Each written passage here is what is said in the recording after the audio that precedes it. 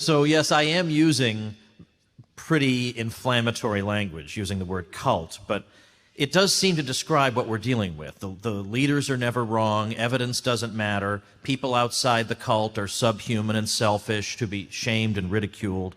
They have slogans, listen to the science. Maybe that slogan is meant to be funny because these are the least scientific people I have ever encountered in my life. They live in a hermetically sealed bubble, impervious to facts.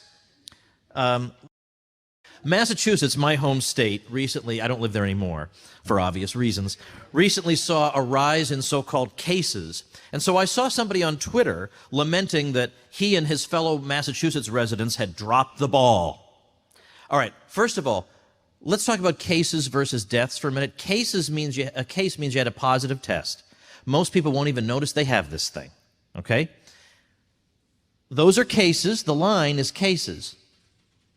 The little blue bars are deaths. Now, you may say, oh, Woods, that's not fair, because you know deaths lag by 2 weeks. You got to wait 2 weeks. Okay, that's why we shifted the deaths back 2 weeks, so that it would line up. So we already factored that into the graph. So when your smart aleck friend says, well, wait 2 weeks, we did. We factored that into this graph. And as you can see, there's no connection whatsoever. So do not panic about so-called cases. I don't know how it's possible after month after month after month of this that people still don't know that.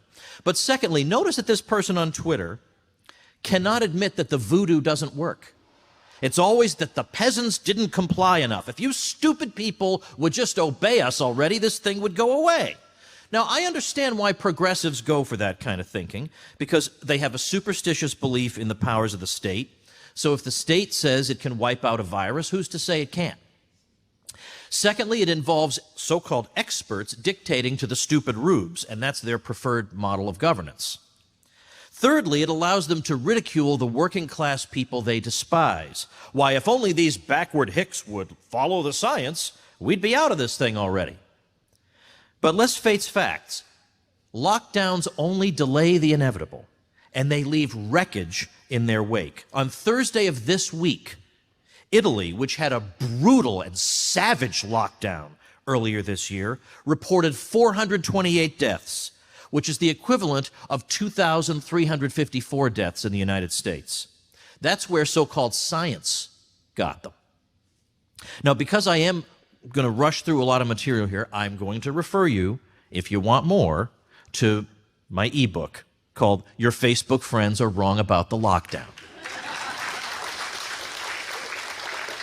Just text the word lockdown to the number 33444 and you'll get it. Or you can go to wrongaboutlockdown.com. Isn't it awesome, the domain names I managed to buy? Let's just take a few examples. Peru, Belgium, the UK, they had hard lockdowns and high death rates. Belgium and the UK are locking back down, as is much of Europe. Now, when the crazies are faced with this data, they try to claim that such and such country didn't lock down early enough. It can't be that lockdowns don't work. Remember, it's always that the stupid people didn't listen to the science, even though there is precisely zero science behind lockdown. Nobody's recommending lockdowns in any of the literature up to now. There's no guidebook on lockdowns. Well, the reason this lockdown didn't work is you didn't follow the... There is no rule book for lockdowns. Lockdowns weren't even a thing until 2020. And you certainly can't say Spain didn't lock down early and hard, or Italy for that matter, much as they try to. And now the same European countries whose insufferable intellectuals have been lecturing the U.S. for its handling of the crisis are seeing spikes in deaths again. In Italy and the U.K., and here and there in other places, at least some people are fighting back. The last lockdown took everything they had. One video, which has gone viral, shows an Italian woman crying that she has lost everything and has nothing to feed her child. I guess she'd better listen to the science, right? What a sick, deranged cult this is.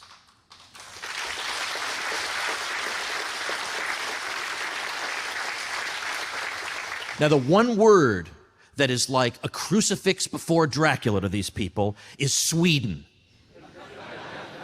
Sweden never locked down, didn't close businesses, schools stayed open, there was no mask mandate. Now, when you bring that up, you know what they're going to say. You already know. Oh, Sweden had a high death rate. That's immediately their response. Now, there are countries that locked down and ruined people's lives that had much worse death rates than Sweden, but leave that aside. About 75% of the deaths in Sweden occurred in their atrociously run nursing homes. Everybody gets that they're atrociously run and things need to be done about that.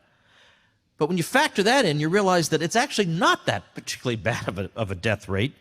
They were told that if you don't lock down by June, you're going to have 96,000 deaths. They had 4,000 by June. So being off by a factor of 24 doesn't make the listen to the science people stop even for a second and think, maybe there's something about this virus that's a little different from what we learned in Chapter 2 of Introduction to Epidemiology. My state of Florida did not lock down during the Sunbelt spike. The doomers have no explanation for how we got out of that. This very week, we recorded the lowest two-day death total since July. That shouldn't be possible.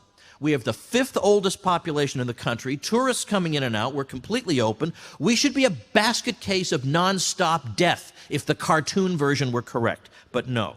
Now, there are lots of explanations for why this should be, but no one wants to listen to them. They want to hear the same. For some reason, people are allergic to good news in this. I've never seen anything like it.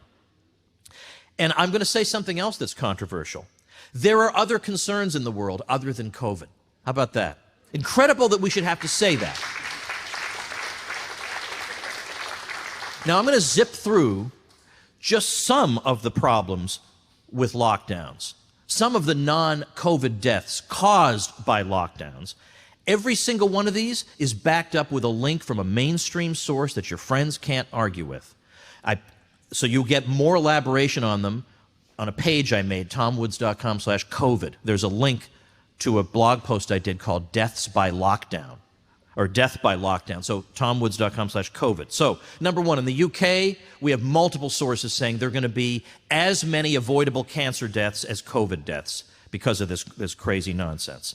Then we have a UN report in April saying that the radical disruptions of commerce could result in hundreds of thousands of additional child deaths this year. And also 42 to 66 million children could fall into extreme poverty as a direct result. Then we have deaths of despair, drug and alcohol overdose, and suicide, estimated in excess, an excess number of those of 75,000. UNICEF warning of 1.2 million child deaths due to causes related primarily to the lockdowns. We have estimates of up to 100, this is Oxford University's Sunitra Gupta has been mentioning this quite a bit recently, up to 130 million people are at risk of starvation because of the possibility of famine caused by these lockdowns and supply chain disruptions in several dozen places around the world. Suicidal ideation is exploding in the United States. It used to be that between 18 and 24, 25, but somewhere between 6.8% and 11% of people in that group would contemplate suicide in a 12-month period. Now it's 25.5% of them contemplating it in a 1-month period. Now remember, those lives don't count. The cult doesn't care about those lives. They don't count. The CDC estimates nearly 94,000 non-COVID excess deaths this year, and this includes cardiovascular conditions, diabetes, cancer. Many of these were caused by the cancellation of allegedly non-essential care in the midst of the panic. We know from The Lancet that during lockdown, people with dementia or severe mental illness had a higher risk of excess death. Dementia patients, a 53% chance greater of death, and 123% greater chance of death among elderly patients with severe mental illness. Then finally, even the New York Times reports that as a direct result of the lockdowns, there will be, over the next 5 years, 1.4 million excess tuberculosis deaths, 500,000 excess HIV deaths, and 385,000 malaria deaths. This is the greatest public health fiasco in the history of the world, and the media has distorted it so badly that much of the general public is celebrating villains and hissing at heroes, and even, perversely enough, celebrating the destruction of their own lives and their children's lives. Now, you remember that creep Zeke Emanuel, who told us we cannot return to normal till there's a vaccine. You can't have conferences, concerts, sporting events, religious services, dinner in a restaurant, things that you live for. You can't have that. You can stay home and stare at the wall if you like. You'll still be alive. Can't have that till we have a vaccine. And he says, yeah, it's going to be tough to go 18 months, quote, without schooling and income and contact with your friends and extended family. Okay, that guy's advising Joe Biden on the virus. And what did he say? One of the important things for all your readers to look at is Italy. Italy did a nationwide lockdown. We've never gotten as low as Italy is today. We needed that kind of process nationwide. We did not have that. So first of all, we need, he says, a nationwide lockdown that lasts 8 weeks. Okay, how's Italy doing now, you bozo, right? It's exactly what everyone tried to tell you. The virus just comes back. I mean, what are you talking about?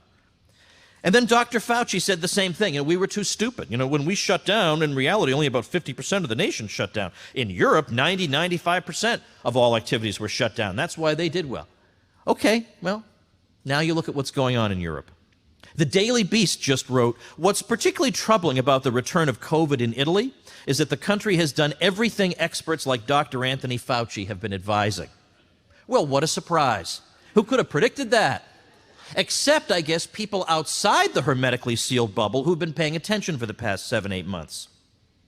So lockdowns don't even work, except to suck the joy out of life, decimate people's savings, ruin their livelihoods, delay necessary health procedures, disrupt supply chains, thereby threatening famine, cause 2 million excess deaths from TB, HIV, and malaria, and lead to depression and despair.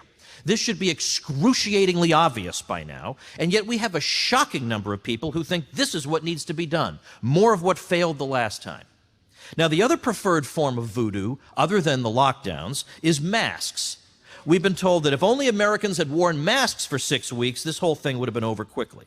The problem is, the charts don't bear this out. I mean, believe me, I wish masks could solve the problem. I wish just 6 weeks of that, and then that'd be great. But it turns out not so. All right, here's the UK. Now, the UK introduced a mask mandate. Let's try and guess where on that chart the mask mandate went into effect. Was it maybe up at the top? They put it in and said, okay, now we really need the mask mandate? It was there. Would you have guessed there? Could I have held a competition? See who could predict where the mask mandate was introduced? Spain. Okay. Well, I bet when they got all the way up there, they said, we sure need a mask mandate. Where'd the mask mandate come in here? Right there. So the whole thing's over, and then they said, let's put masks on. Okay, let's go on. Let's go to the next one. Italy. Okay, now Italy, I will tell you, in April, so right as it's starting to come down, they did say you have to wear masks in shops and on public transportation. But when did they require masks outdoors? Let's take a look.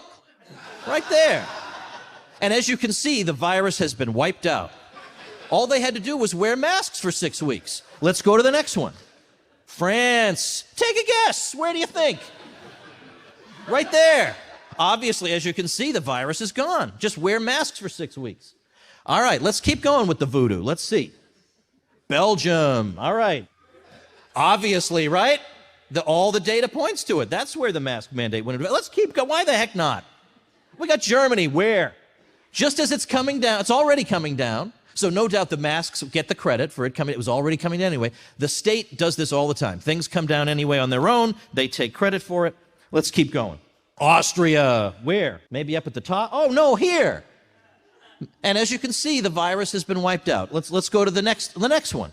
Okay, these are places that require masks in the black and places that don't. Now, Denmark has introduced some limited mask requirements here and there, but generally they've been discouraging masks. And isn't that funny? I thought by listening to the science and wearing masks, that would help slow the spread, and yet, look at the red lines. These are places that don't require them, and oddly enough, they seem to be doing better. Okay, let's go to another one. Kansas City, when did they have their mask mandate? As you can see, the virus was suppressed. All right, let's move on. Montana, right there. We get masks, and then we get that. So then here's Montana versus Sweden. I'm just not being fair here. That's just not right. Okay, UK versus Sweden. Okay, UK going back up, Sweden doing fine. And this shows us where all the different things the UK tried to do while Sweden is still living normally. Czech Republic versus Sweden. Okay, when did Czech Republic get its mask mandate? Probably way up there because they were panicked. Nope, they got one here, they got one there, and then it goes up and up. Okay, now this is a chart of 4 counties in Tennessee. Can you guess which one of them closed bars and limited restaurants to 25%? I mean, as you can see, one of those charts is radically different from the others. It's the one in the lower left, but who cares, right? It's obviously all the same. If anything, that one looks worse. So who even understands? So what should we do? Okay, what should we do, wise guy, you may say? We should live. We should protect the vulnerable and let everybody else live. And some people say, thank you. Some people say, oh, that's impossible. You can't do that. That's what they say. You know, they're having too much fun depriving you of everything that you enjoy. So that's impossible. We can't follow that strategy. Well, I have links at that tomwoods.com/COVID page that show you exactly how possible it is. And as a matter of fact, there are a lot of scientists who favor this approach as opposed to the locking everybody in their houses approach. Harvard Medical School's Martin Kulldorff came on my podcast, The Tom Woods Show, and said that a majority of infectious disease epidemiologists favor that strategy and not the lockdowns. Well, how about that? You wouldn't really get that inside the hermetically sealed bubble, would you? And 3 scientists who favor this, from Stanford, Harvard, and Oxford, said this: if we continue to use unsuccessful age-wide lockdown measures to suppress the disease, unless we have an improbably safe and effective vaccine, it could take several years for the epidemic to come to an end. It is exceedingly unlikely that the measures available to protect older people could be maintained for that long. If focused protection is used, the pandemic would likely be over in 3 to 6 months. On Twitter, Alex Berenson, who's been excellent on this, says, virus gonna virus. We can live with that reality and manage the consequences, like adults, mainly by making sure our hospitals are prepared, and they are. Or we can destroy our society for a virus most people won't even know they have, and those are our only choices. Pennsylvania's Secretary of Health reminded us that even with a vaccine, they're not going to leave us alone. After people get the vaccine, she said, they're still going to wear masks. They still need to social distance and avoid large gatherings. What is the point? And meanwhile, the midwits are constantly saying anytime people gather together that it's a super spreader event, except when it's a protest that I politically favor. So when Trump had a rally in Sanford, Florida, everybody was saying, oh, death everywhere, death, death, super spreader. And the deaths in Florida continued to plummet. So they ignored that, went on to the next thing. The Sturgis motorcycle rally, that led to, The paper alleging that led to a big problem was refuted even by Slate. You've gone to a low level when even Slate says you're full of it. So all I can say is doomers must have no idea the extent to which normal life has resumed in many places. I witness in Florida 20 things a day, which, if the cartoonish view of the virus were correct, should result in mass death, and none of them do. Life goes on. What is the point of indefinitely depriving ourselves of what makes life worth living so we can live in an antisocial dystopia? Why are we staying alive? So we can sit home and stare at the wall? And then meanwhile, on top of the zillion deprivations our kids are suffering, there are the more subtle ones. They're growing up to think it's normal to view other people with suspicion and avoid gestures of affection. Babies and infants are experiencing a world where they can't see adult faces or a human smile. And even the old people we're trying to protect are dying from social isolation. All these things, this is my last statement, all these things that we've been told to give up, which is affection and friendship from less than 6 feet away, and indeed large gatherings and family celebrations and companionships, and all these things are not, as Lord Sumption says, optional extras. These things are life itself. Life comes with risks, some of them moderate, some of them severe, some of them limited. But sooner or later, it's going to be exceedingly obvious. Hiding in your house doesn't solve it, and masks don't solve it. At one point or another, you have to assess your own level of risk and live the one life you get. Thank you.